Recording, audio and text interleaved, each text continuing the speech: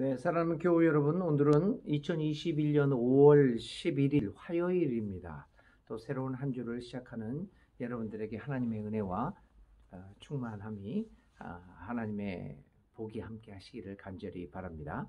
네, 오늘은 우리가 읽을 말씀은 사무엘하 12장 1절부터 31절까지 있는 말씀입니다. 사무엘하 12장입니다. 1절부터 31절 중에서도 특별히 7절부터 그 이하에 있는 말씀 13절, 7절부터 13절에 있는 말씀을 제가 여러분들과 함께 읽어보도록 하겠습니다. 그리고 오늘 우리가 부를 찬송은 277장 양떼를 떠나서입니다. 회개의 찬송이 되겠습니다. 사무엘하 12장 1절부터 31절, 그 중에서도 7절부터 13절 읽겠고요. 찬송가는 277장입니다. 제가 7절부터 읽습니다. 나단이 다윗에게 말하였다. 임금님이 바로 그 사람입니다. 주 이스라엘의 하나님이 이렇게 말씀하십니다. 내가 너에게 기름을 부어서 이스라엘의 왕으로 삼았고 또 내가 사울의 손에서 너를 구하여 주었다. 나는 내 상전의 왕궁을 너에게 넘겨주고 내 상전의 아내들도 내 품에 안겨주었고 이스라엘 사람들과 유다 나라도 너에게 맡겼다. 그것으로도 부족하다면 내가 내게 무엇이든지 더 주었을 것이다. 그런데 너는 어찌하여 주의 말을 가볍게 여기고 내가 악하게 여기는 일을 하였느냐? 너는 햇사람 우리아를 전쟁터에서 죽이고 그의 아내를 빼앗아 내 아내로 삼았다. 너는 그를 암몬 사람의 칼에 맞아서 죽게 하였다. 너는 이렇게 나를 무시하여 햇사람 우리아의 아내를 뺏어다가 내 아내로 삼았으므로 이제부터는 영영 내 집안에서 칼부림이 떠나지 않을 것이다. 주님께서 또 이렇게 말씀하십니다. 내가 너의 집안에 재앙을 일으키고 내가 보는 앞에서 내가 너의 아내들도 빼앗아 너와 가까운 사람에게 주어서 그가 대낮에 너의 아내들을 욕보이게 하겠다. 너는 비록 몰래 그런 일을 하였지만 나는 대낮에 온 이스라엘이 보는 앞에서 이 일을 하겠다. 그때 다윗이 나단에게 자백하였다. 내가 주님께 죄를 지었습니다.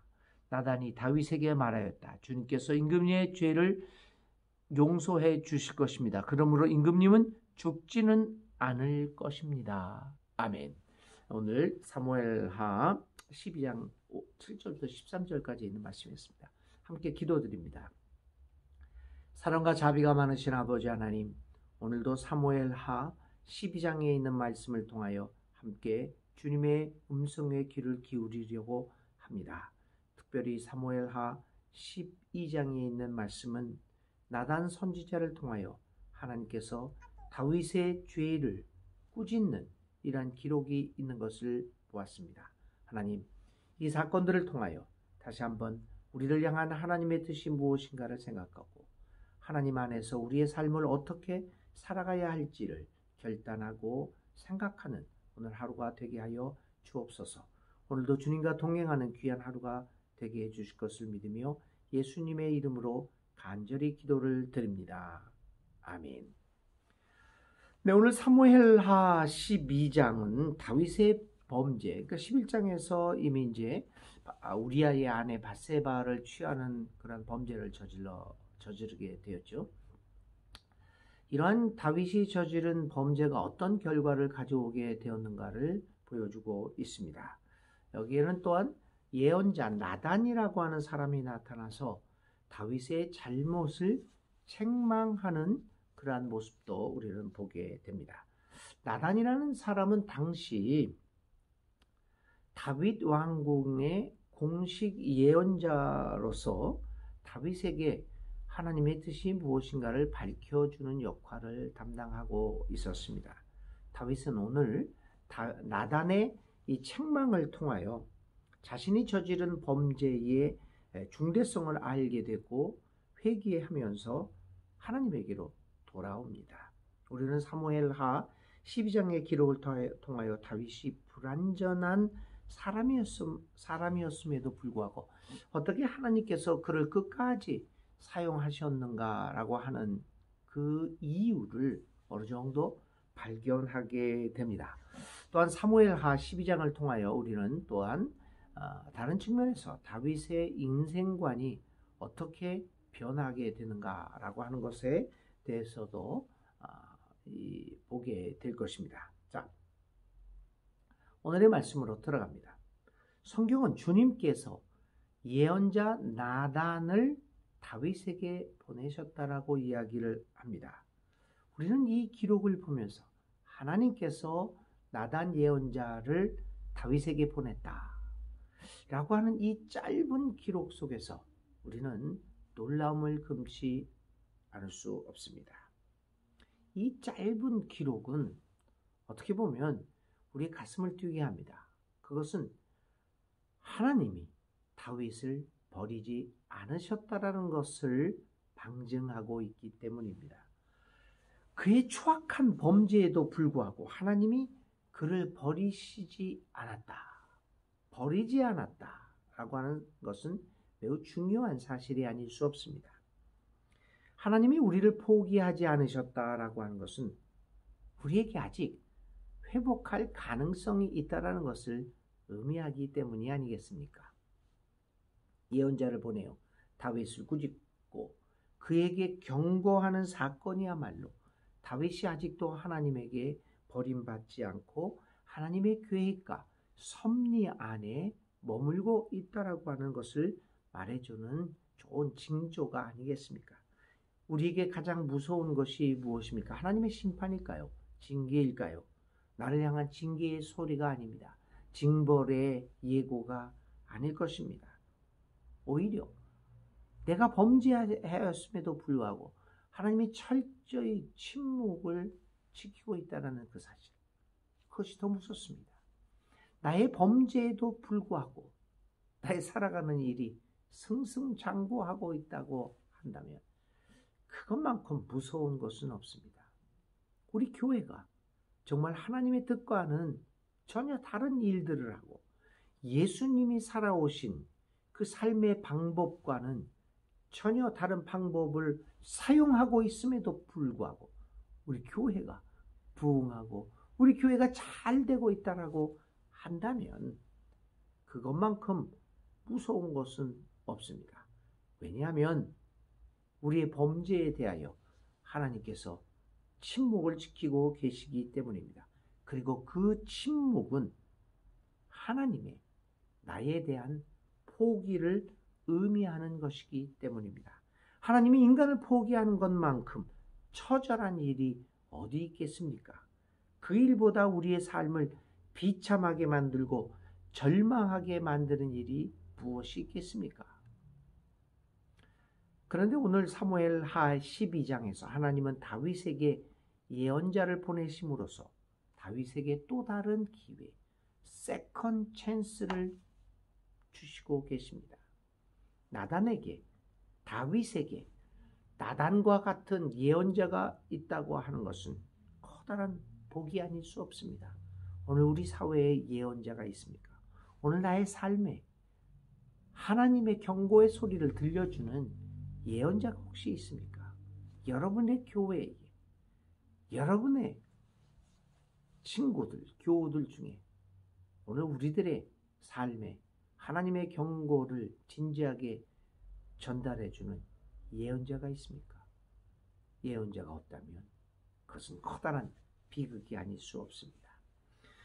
나단은 다윗에게 직접 책망을 하지 않았습니다. 그는 어떤 한 이야기를 들려줍니다. 그 이야기는 다윗의 범죄를 연상케 하는 것입니다. 그럼에도 불구하고 이 이야기를 들으면서 다윗은 자기가 저지른 일이 무엇인가를 깨닫지 못합니다.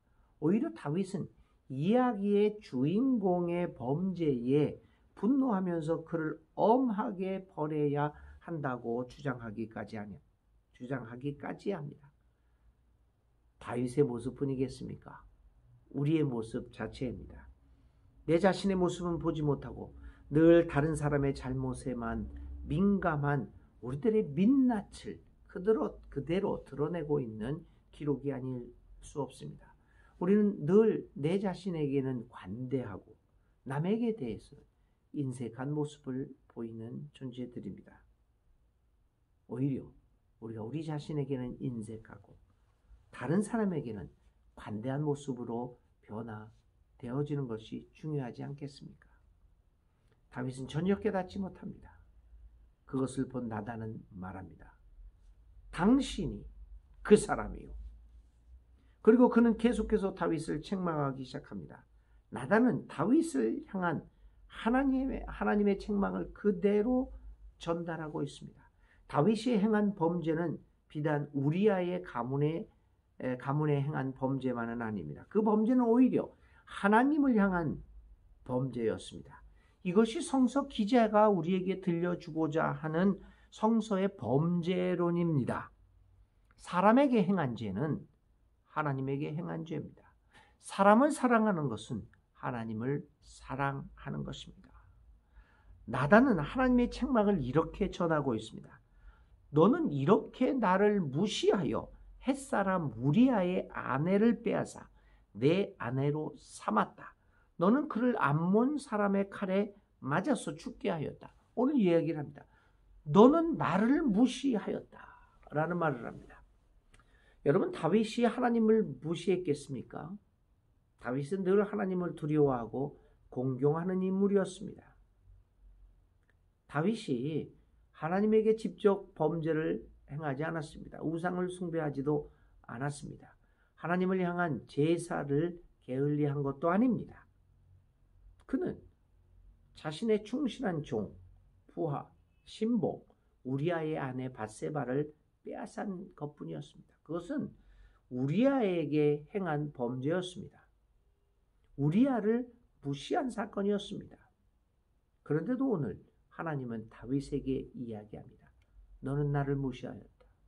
여러분, 얼마나 이게 무서운 말인지 모릅니다. 오늘 내가 행하고 있는 범죄, 사람들을 무시하고 사람들을 혐오하고 미워하고 차별하는 일들, 사람에게 행한 범죄는 하나님에게 행한 범죄입니다. 하나님은 그렇게 받아들입니다. 너는 나를 무시하였다. 여러분, 우리가 우리 이웃에게 행하는 잘못은 곧 하나님을 무시하는 행위입니다. 하나님에게 행하는 잘못임을 우리는 보아야 합니다. 아까도 말씀드린 것처럼 이웃을 사랑하는 것이 하나님을 사랑하는 것이듯 이웃을 해하는 것은 하나님을 해하고 무시하는 것입니다. 자, 나단의 직접적인 책망을 들은 다윗은 즉각 자신의 죄를 자백합니다. 기다림도 없었습니다. 성찰도 없었습니다. 그 자리에서 그는 하나님께 죄를 고백합니다.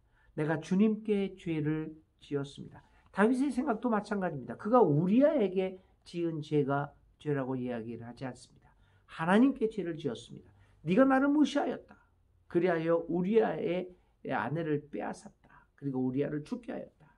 이 하나님의 말씀에 다윗은 당장에 단번에 하나님께 죄를 지었습니다. 라고 이야기합니다. 다윗의 죄에 대한 생각도 그랬습니다. 인간에게 행한 죄는 하나님에게 행한 죄입니다. 이렇게 다윗은 진정으로 회개하고 있습니다. 다윗의 위대함이 바로 이러한 장점이 하나님이 그를 버리지 않는 이유가 되기도 합니다. 다윗은 민감한 사람이었습니다. 하나님의 책망에 민감하게 반응하고 자신의 삶을 변화시키는 능력을 가졌습니다. 돌이킴의 능력을 갖춘 사람입니다. 여러분, 바로 믿음의 성숙이라고 하는 것은 하나님의 선택하고 하나님의 일을 할 수 있는 하나님의 사람으로 살아가는 것은 바로 이러한 죄에 대한 자신의 잘못에 대한 민감함과 돌이킴의 능력이 날로 커져가는 것을 의미하는 것이 아니겠습니까? 누가 믿음이 성숙한 사람입니까? 좀 더 성경의 지식이 많고 여러 가지 이 신학적인 이해가 뛰어난 것이 믿음의 성숙입니까? 그것만은 아닌 것 같습니다. 그것과는 크게 상관이 없는 게 믿음의 성숙이 아닐까. 오늘 다윗의 모습을 보면서 우리는 성숙한 믿음의 사람, 성숙한 하나님의 사람은 바로 자신의 삶에 대한 잘못에 대한 민감함과 그것으로부터 돌이킬 수 있는 능력이 어제보다 오늘이 나고 오늘보다 내일의 그 능력이 점점 커져가는 사람, 그것이 바로 성숙함을 향하여 나아가는 하나님의 사람의 모습일 것입니다. 성숙하면 성숙할수록, 믿음이 깊으면 깊을수록 우리는 내 자신을 바로 보게 되고, 그리고 하나님 앞에서, 사람들 앞에서 겸손함을 간직하며 꾸준히 하나님의 나라를 기준으로 자신의 삶을 돌이키고 교정해 나가면서 하나님의 나라의 모습에 나의 삶을 변화시키는 능력이 성장하게 될 것입니다. 날마다 성숙해지는 믿음의 사람들이 모두 다 되시기를 바랍니다. 성숙은 이처럼 내면의 삶의 변화와 직결됩니다. 다윗은 그런 의미에서 성숙한 신앙의 사람이었습니다. 그는 후일 이러한 범죄와 회개의 경험을 시편을 통하여 고백하기도 하였습니다. 시편 51편 등 많은 참회의 시편이 이러한 다윗의 경험으로부터 나온 것입니다. 회개를 통하여 다윗은 새롭게 삶을 정비하고 또다시 하나님의 사람으로서, 그리고 왕으로서 이스라엘을 통치해 나가기 시작합니다. 나닷은 다윗의 회개하는 소리를 듣고 하나님의 용서를 전합니다. 그러나 거기에서 끝나지 않았습니다. 그는 하나님으로부터 용서를 받아 목숨을 부지하게는 되었습니다. 그러나 그의 범죄에 대하여 응분의 책임을 져야만 했습니다. 우리는 너무나 손쉽게 죄의 용서를 구하고 또 그 죄에 대하여 잊어버리곤 합니다. 죄의 용서는 그리 간단한 것이 아닙니다. 죄의 용서는 우리의 진정한 회개를 통하여 이루어지는 것이기는 하지만, 그러나 우리는 반드시 저지른 죄에 대하여 책임을 지며 살아가야 합니다. 특히 내가 가해자가 되어서 어떤 피해자를 발생한 죄를 저질렀다. 내가 나에 대해서만 저지른 것이 아니라 피해자가 발생하는 잘못이었다라고 한다면, 특히 죄를 용서받기는 하지만 이 피해자에 대한 책임의식은 언제나 지니고 살아야 할 인생의 짐과 같은 것입니다.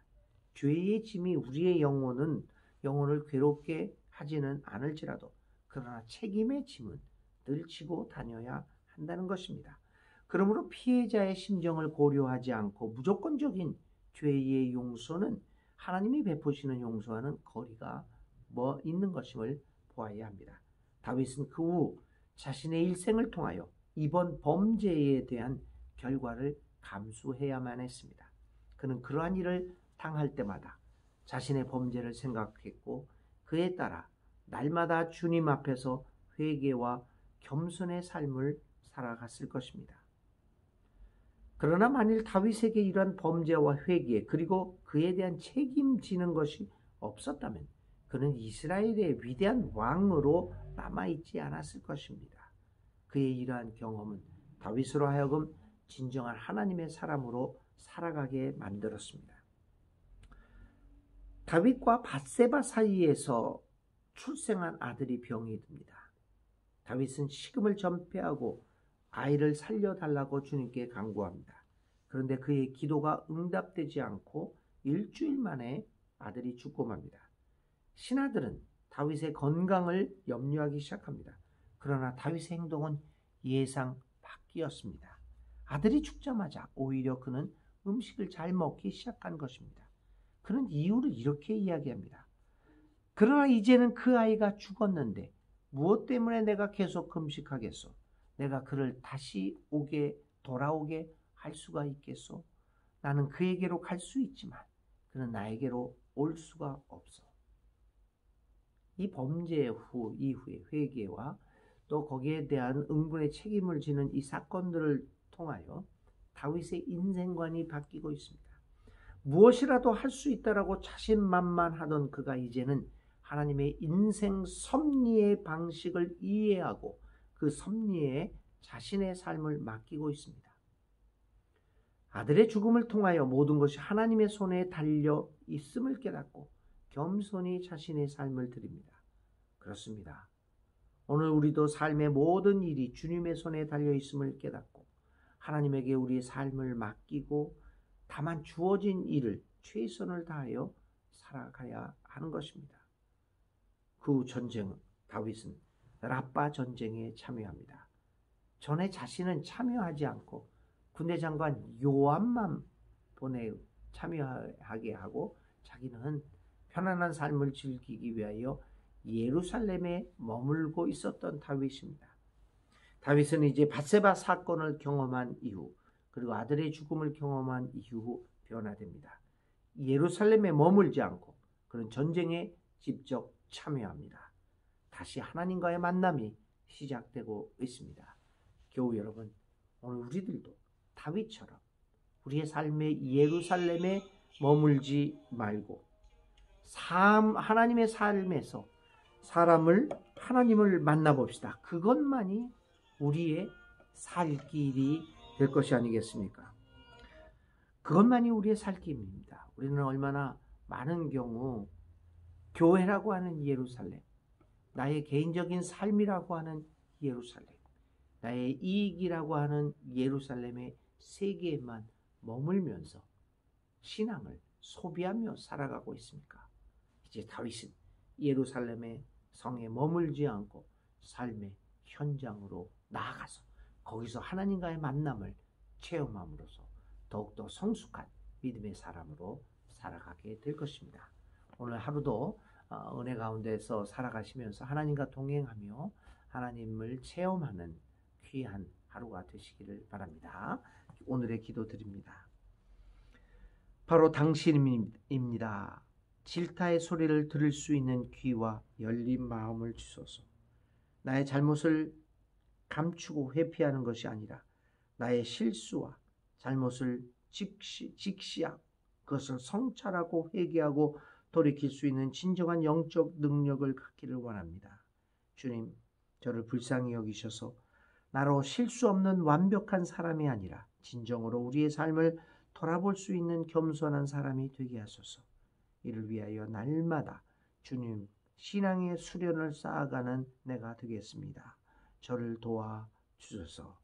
주님, 이번 주일에는 또 담임 목사님을 청빙하는 귀한 또 기회를 갖게 됩니다. 주님, 성령으로 함께하여 주셔서 우리의 눈을 열어 주셔서 하나님의 뜻이 어디에 있는가를 깊이 살펴보고 목사님을 청빙할 수 있는 우리 모두가 되게 하옵소서. 예수님의 이름으로 간절히 기도드립니다. 아멘. 오늘 우리가 간직하고 머물려고 하는 단어는 범죄와 회개입니다. 잘못을 저질렀을 때 어떻게 우리 자신을 돌아보고 하나님께 돌아올 수 있을까? 범죄에 대한 민감함과 돌이킴의 능력을 생각하면서 하나님 앞에서 오늘 하루 성찰하고 기도하시기 바랍니다. 오늘의 실천입니다. 각자의 삶을 돌아보면서 하나님께 진정하고 간절한 회개의 기도문을 한번 작성해 보시기 바랍니다. 시편 51편과 같은 참회의 기도문을 오늘 각자의 삶 속에서 한번 작성해 보면서 하나님을 생각하는 귀한 하루가 되시기를 바랍니다. 오늘 하루도 건강하고 행복한 하루가 되시기를 바랍니다.